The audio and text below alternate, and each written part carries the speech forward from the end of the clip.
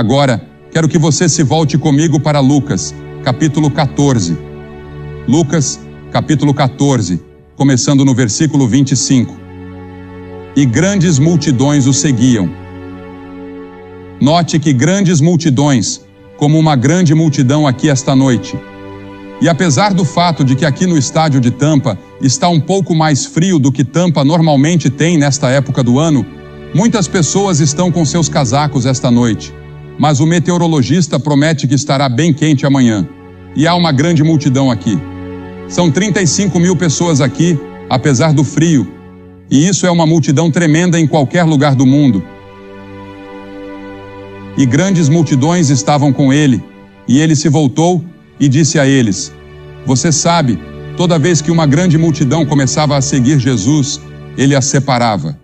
Ele dizia: Vocês sabem, eu vou morrer em uma cruz. E se vocês não estiverem dispostos a ir comigo, não me sigam.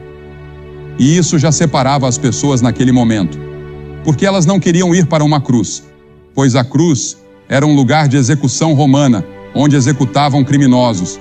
E ele disse: Se alguém vier a mim e não odiar seu pai, sua mãe, sua esposa, seus filhos, seus irmãos, suas irmãs e até mesmo sua própria vida, não pode ser meu discípulo. Claro, isso é uma expressão idiomática de preferência em que Jesus está usando uma afirmação exagerada para transmitir o ponto de que Deus deve estar em primeiro lugar em nossas vidas o tempo todo, mesmo acima de seu pai, sua mãe, seu irmão, sua irmã ou até mesmo de sua própria vida. Cristo deve estar em primeiro lugar, e ele disse: Se você não estiver disposto a tomar essa decisão e não estiver disposto a fazer essa escolha, você não pode segui-lo. E então ele continua: E quem não toma a sua cruz e vem após mim, não pode ser meu discípulo. Pois qual de vocês, querendo construir uma torre, não se senta primeiro e calcula o custo, para ver se tem o suficiente para completá-la? Para que não aconteça que depois de ter lançado o alicerce e não ser capaz de terminar, todos os que virem isso comecem a zombar dele, dizendo: Este homem começou a construir, mas não foi capaz de terminar. Em outras palavras, Jesus está dizendo: Se você vai me seguir, sente-se e calcule o custo. Porque as pessoas que seguiam Jesus eram jovens, e ele próprio era um jovem. Jesus morreu aos 33 anos, e nesta ocasião, ele está indo para Jerusalém pela última vez. Se você observar, a partir do capítulo 13, no versículo 31, até o capítulo 19 e o capítulo 27, há referência a essa jornada que o leva por várias partes do que chamamos de Terra Santa. No caminho para Jerusalém, para a cruz, para morrer pelos nossos pecados. E você sabe, ao lidar com os jovens de hoje, há 3 tipos de tensões que eu encontro entre eles. Primeiro, existe a tensão entre os jovens e seus mais velhos. Os jovens acham que os mais velhos estão atrapalhando seu caminho para uma vida melhor. E o verdadeiro teste desta geração ainda não chegou. O verdadeiro teste da nossa geração está por vir, pois nosso mundo está enfrentando nuvens de tempestade ameaçadoras. A corrida armamentista, a fome crescente no mundo e os gritos dos famintos em muitas partes do terceiro mundo que não têm o suficiente para comer.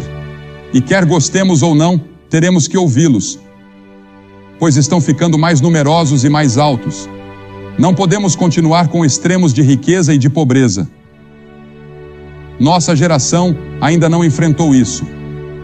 A nova geração ainda não percebeu que terá que carregar esse fardo. Vocês terão que carregar o peso dos erros da minha geração e da geração que acabou de passar. Porque veja, acumulamos uma dívida gigantesca para vocês pagarem. Os juros dessa dívida, neste momento, são de 60 bilhões de dólares por ano, apenas os juros. E alguém tem que pagar. E vocês são os escolhidos para isso. Não vivemos dentro das nossas possibilidades. E as dívidas estão ficando cada vez maiores. E 400 bilhões de dólares estão sendo gastos em armamentos no mundo. Alguém pode apertar o gatilho que destruirá a sua geração. E essas são as coisas aterrorizantes que vocês enfrentam. E vocês ainda não enfrentaram isso de verdade. E nós também não enfrentamos. E eu, por exemplo, me sinto envergonhado do que a nossa geração entregou a vocês, os problemas que deixamos para vocês e os erros que cometemos. E um desses erros é que não apresentamos claramente a vocês o Evangelho de Cristo, o custo de segui-lo e a alegria, o entusiasmo e a emoção de segui-lo, conhecê-lo e ter seus pecados perdoados, de forma que, mesmo se você estiver em uma cadeira de rodas, possa ter aquele sorriso maravilhoso e dizer: graças a Deus.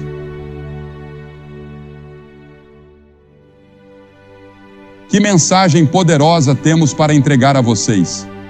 E então, a segunda tensão que encontro é criada pelos próprios jovens, que não gostam de nenhuma parte do mundo, que herdarão e estão buscando abolir toda a sociedade. Como um deles disse, eles se sentem como se estivessem presos na parte de trás de um veículo construído de forma incorreta. É inseguro em qualquer velocidade e está sendo conduzido por um motorista de meia-idade embriagado. Eles não querem dirigir. Eles nem mesmo querem ir para onde o carro está indo. Eles só querem sair do carro o mais rápido possível antes do acidente. E se conseguirem, acamparão onde estiverem, na esperança de sobreviver se conseguirem permanecer juntos. E a terceira tensão que encontro é aquela que vem dos jovens que usam uma palavra que usaram há 2 ou 3 anos. Não acho que os jovens estejam usando mais essa expressão, pois está um pouco desatualizada, mas ainda é uma boa representação do que vejo entre os jovens hoje, mesmo que usem terminologias diferentes. Eles querem dizer a mesma coisa: deixa rolar. Eles estão inquietos com um descontentamento mordaz. Estão testando os ventos da mudança antes de comprometer sua mente, corpo e alma. E isso representa muitos dos jovens modernos. Um garoto é pego colando na escola e seus colegas dizem: deixa rolar. Uma menina fica grávida, deixa rolar. Estudantes pressionados pelos pais para obter melhores notas. Deixa rolar. Não se preocupe com isso. Quando um problema se torna difícil, deixa rolar. Afaste-se dele. Não tente pensar em uma solução para o problema. Sinta seu caminho através dele. Abandone os padrões absolutos, pois eles apenas o prenderão. Mas você sabe, a geração anterior à sua, minha geração, também foi idealista, entende? Fomos tentados a desistir e deixar rolar milhares de vezes, mas em vez disso, mantivemos nossos empregos, pagamos nossas contas e impostos e lutamos em guerras que precisavam ser travadas para impedir que Hitler dominasse o mundo. Talvez tenhamos sido ingênuos, mas esperávamos que a geração jovem assumisse o peso da sociedade e achamos difícil entender a falta de comprometimento hoje. E essa é, de fato, a falta que percebo em muitos jovens. Eles realmente não se comprometeram com nenhuma filosofia, ideologia ou fé religiosa. Eles estão apenas deixando rolar, esperando que um vento os leve em qualquer direção. Estou pedindo a você, nesta noite, que se comprometa com o Senhor Jesus Cristo. Conte o custo, renda tudo a Ele. Deixe-o ser o seu Senhor. Deixe que Ele o guie em suas decisões sobre vocação, casamento e esses grandes problemas que você terá que enfrentar pessoalmente, além dos problemas coletivos que todos nós teremos que enfrentar como geração. Nosso mundo está se movendo muito, muito rápido em direção a um clímax de algum tipo. Acho que estamos à beira de um terremoto internacional. E acredito que isso pode acontecer a qualquer momento, certamente antes do fim do século. A menos que milhões de jovens comecem a marchar por Jesus Cristo com amor em seus corações, rendidos e comprometidos, estudando a palavra com conhecimento das Escrituras. E é isso que mais peço a vocês, jovens. Conheçam este livro. Se você vai ser médico, advogado, empresário, ou seja qual for a sua vocação, adquira o conhecimento deste livro primeiro. Estou feliz por ter ido para a escola bíblica antes de ir para a Faculdade de Artes Liberais. porque fui fundamentado nas Escrituras antes de ir. E quando você chegar à universidade, e é aqui que tenho um problema com algumas igrejas, não com todas elas. Sabe, nossos professores de escola dominical não estão devidamente treinados para ensinar. Eles mesmos não conhecem as Escrituras. Eles não sabem como comunicar a palavra. E nossos jovens precisam de treinamento. E a igreja pode fazer isso. Em muitas ocasiões, na maioria das vezes, as igrejas estão fazendo isso. Graças a Deus pelas escolas bíblicas e pelos departamentos de Bíblia em muitas das nossas escolas cristãs que estão ensinando a palavra de Deus aos jovens. Mas, em algumas escolas, é preciso ter muito cuidado ao escolher um curso de Bíblia. Quero dizer isso agora. Um jovem veio até mim outro dia dizendo que queria ir para uma certa universidade. Eu disse: vá, é uma ótima universidade, mas não faça nenhum curso de Bíblia lá, porque naquela universidade os professores estão determinados a destruir sua fé. E isso está acontecendo com muita frequência em algumas de nossas universidades hoje. Na verdade, um professor de quem ouvi falar, e de fato sei o nome dele, entrou na sala de aula e disse: eu deveria ensinar a Bíblia a vocês, mas quero dizer, antes de tudo, que não acredito em uma única palavra dela.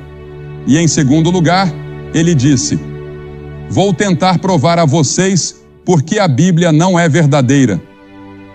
Agora você pode imaginar esses jovens sentados lá, impressionados pelo conhecimento do professor, vindos de lares onde foram ensinados a amar a palavra de Deus. Quantas tragédias acontecem dessa forma? E cabe à igreja ensinar e garantir que nosso ensino seja a verdade da palavra de Deus. Agora, quando você trabalha entre os jovens, há 3 problemas que você enfrenta quando se trata da palavra de Deus. Primeiro, há um problema intelectual. Hoje em dia, esse problema não é tão significativo quanto costumava ser anos atrás, pois a ciência atualmente tende a confirmar a palavra de Deus. Quando eu estava na escola, parecia que a ciência estava contra a palavra de Deus. Hoje, a vasta maioria dos cientistas acredita em Deus. 35 anos atrás, a maioria não acreditava. Então, o problema intelectual não é tão grande. Mas o problema intelectual que enfrentei é o mesmo que muitos de vocês enfrentam. Eu tive que decidir quem era Jesus Cristo. Ele era o Filho do Deus vivo, o caminho, a verdade e a vida, a personificação de toda a verdade. Verdade científica, verdade psicológica, verdade moral, verdade espiritual. Ele era a personificação de toda a verdade, como afirmava, ou era um mentiroso, ou merecia ser internado em uma instituição mental e estudado por psiquiatras. Qual dessas opções é a correta? Essa é a decisão que você precisa tomar hoje à noite. Você precisa tomar uma decisão intelectual sobre Jesus Cristo. A Bíblia não é contra a mente. Na verdade, a Bíblia tem muito a dizer sobre a mente. Devemos amar o Senhor, nosso Deus, de todo o coração, alma e mente. Tenha em você a mesma mente que estava em Cristo Jesus. A mente é importante, mas lembre-se de que ela foi afetada pelo pecado, e você não pode chegar a Jesus Cristo apenas intelectualmente. O último passo deve ser dado pela fé. E assim, pela fé, eu digo: Senhor Jesus, eu creio que você é quem diz ser, o Filho do Deus vivo, o Criador do universo, que morreu na cruz pelos meus pecados e ressuscitou para minha justificação. Eu creio que você voltará para estabelecer o seu reino. Eu sei que você é meu Salvador, e pela fé eu o aceito. E quando faço isso, Ele muda minha vida. Ele entra no meu coração e me faz uma nova pessoa. E Ele fará o mesmo por você nesta noite. O segundo problema que os jovens enfrentam ao vir a Cristo é um problema moral: atender aos altos padrões de Cristo. Pois veja, Cristo exigiu o primeiro lugar em tudo, e você precisa vir a Cristo com a consciência de que precisará pagar um preço. Você não pode arrastar esses pecados sujos com você. Você terá que parar de mentir, terá que parar de dormir com aquela garota que não é sua esposa, terá que parar de trapacear na escola. Você terá que assumir algumas responsabilidades e trabalhar. Terá que estudar a palavra de Deus para se mostrar aprovado diante de Deus, um trabalhador que não precisa se envergonhar. Todas essas coisas têm um custo. Você está disposto a pagá-lo? Esse é o problema moral. Seus padrões são muito elevados, e ele não mudou para se acomodar à nossa geração e aos nossos padrões permissivos que estão em constante mudança. Ele é o mesmo ontem, hoje e sempre. Deus nunca muda. Agora, esses são padrões elevados, e eu não acredito que você consiga mantê-los sem Cristo. O sexo é lançado sobre você de todos os ângulos. O instinto sexual é muito forte.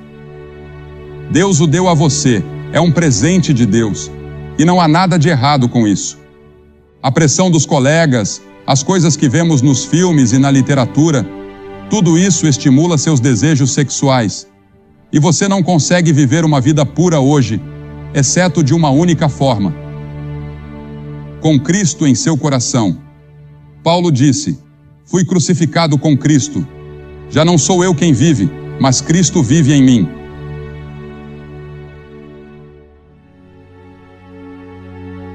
A Escritura diz: o pecado não terá mais domínio sobre você.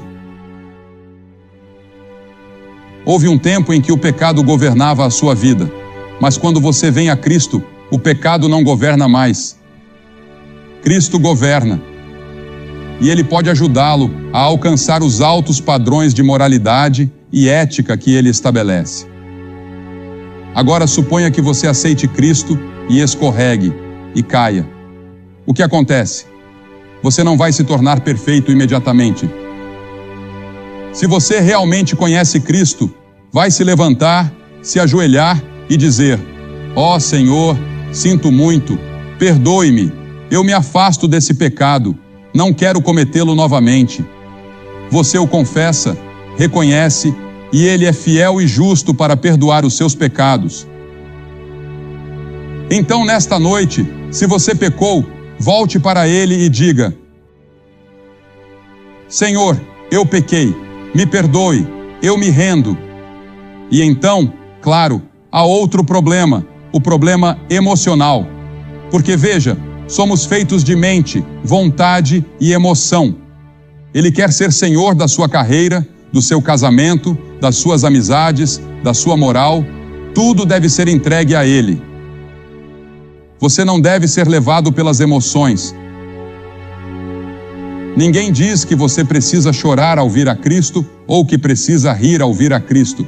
Mas eu lhe digo uma coisa: você não pode olhar para aquela cruz por muito tempo e compreender seu profundo significado sem se comover. Que Deus enviaria seu Filho, o Senhor Jesus Cristo, para morrer e derramar seu sangue por você, para que você pudesse ter perdão dos pecados, vida eterna e a certeza de que irá para o céu. Agora, Deus faz 3 reivindicações ou 3 chamados a você. Primeiro, Ele chama você para a pessoa de Jesus Cristo. Venha agora e raciocinemos juntos, diz o Senhor. Ainda que seus pecados sejam como escarlate, eles se tornarão brancos como a neve. Eles podem ser feitos brancos como a neve por causa da cruz. Assim, Ele chama você para Cristo nesta noite. Não é um chamado da igreja, não é um chamado da família, não é um chamado nacional, é um chamado para uma pessoa, a pessoa de Cristo. Quantas pessoas aqui nesta noite estão na igreja, mas realmente não conhecem a pessoa de Cristo por si mesmas? E então, em segundo lugar, Deus o chama à consagração. A palavra consagração significa separar. Nós fazemos a dedicação, mas apenas Deus pode consagrar. Rogo-vos, pois, irmãos, pelas misericórdias de Deus, que apresenteis os vossos corpos como sacrifício vivo, santo e agradável a Deus. Pense em sua vida como uma casa. Você é o proprietário da casa. Você tem um molho de chaves e quando responde ao chamado de Cristo, você entrega a Deus a chave da porta da frente da sua casa. Você entrega a sua vida a Cristo como Salvador e Senhor. E quando você responde ao chamado de Deus para a consagração, você tira as outras chaves do molho, uma de cada vez, e as entrega a Deus. Para um pai ou uma mãe, isso significa ir ao berçário e entregar o bebê a Cristo. Para um estudante, significa entregar a chave da sua educação a Deus. Para um empresário, significa entregar a chave do seu negócio a Deus, a chave da sua carteira. Você entrega a Deus a chave do seu romance. Você entrega a chave do seu futuro casamento. Ele se torna o Senhor. Assim como recebestes o Senhor, assim andai nele. Como você recebeu Cristo? Você o recebeu pela fé. Agora, ande de acordo com essa fé. Entregue-lhe o molho de chaves. E por fim, Deus o chama para o treinamento. Vou lhe dizer, eu gostaria de ter 1 milhão de jovens agora mesmo que dissessem: eu irei aonde você quiser que eu vá e serei o que você quiser que eu seja, Senhor. Como Deus poderia usá-lo em lugares da Índia que eu conheço, na África, na América Latina, bem aqui nos Estados Unidos ou na Europa, no seu próprio bairro, na costa oeste da Flórida. Deus pode usá-lo. Ele precisa de você. Minha própria denominação vai nomear 1000 novos missionários em um único culto em Houston, Texas, em junho, e estão orando para que 1000 novas pessoas se apresentem naquela mesma noite. Jovens novos digam: Senhor, eu irei aonde você quiser que eu vá. Serei o que você quiser que eu seja. Serei um missionário. Ele precisa de enfermeiros, médicos, empresários e sim, de políticos cristãos. Líderes cristãos que estejam prontos para avançar, pagar o preço e servir a Cristo. Estou chamando você nesta noite para se juntar ao exército dele. Marchar com ele sob a bandeira da cruz, com o amor dele em seu coração. Mas primeiro, você precisará tomar essa decisão inicial. Dar o primeiro passo e dizer: sim, pela fé, eu o recebo, Senhor, em meu coração. Estou pedindo que você faça isso agora. Centenas de vocês, jovens e velhos, vou pedir que façam algo que já vimos milhares de pessoas fazerem. Vou pedir que se levantem de seus assentos agora. Centenas de vocês. E venha, e fique neste campo e diga: ao vir, eu recebo Cristo. Eu quero seguir Cristo. Quero entregar todas as chaves do meu molho a Ele, não importa o custo. Estou disposto a pagar o preço nesta noite, seja qual for. Se você está com amigos ou parentes, traga-os com você. Mas venha. Ou se você veio em um ônibus, eles vão esperar por você. Quem quer que esteja com você, eles vão esperar. E depois que todos vocês estiverem aqui, quero dizer algumas palavras para vocês, fazer uma oração e entregar-lhes alguns materiais. E então vocês poderão voltar e se juntar aos seus amigos. Mas venham, não deixe esta noite escapar, pois a Bíblia diz: aquele que endurece o coração, mesmo após muitas repreensões, será de repente destruído sem remédio. Você pode nunca mais ter um momento em toda a sua vida em que esteja tão perto do reino quanto está nesta noite. Este é o seu momento e a sua hora. Venha rapidamente de todos os lugares. Vamos esperar. Já há centenas vindo. Junte-se a eles e venha. E enquanto você vem, o coral vai cantar.